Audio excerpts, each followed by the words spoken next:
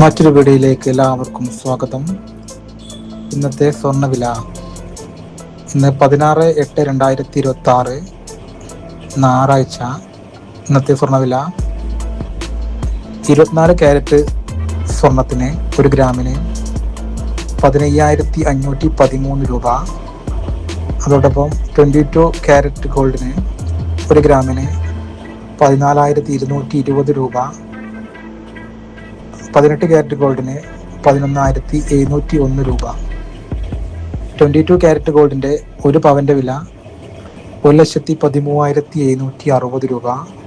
അതോടൊപ്പം 24 ക്യാരറ്റ് തങ്കം 1 പവന് 1,24,104 രൂപയാണ് ഇന്നത്തെ വില.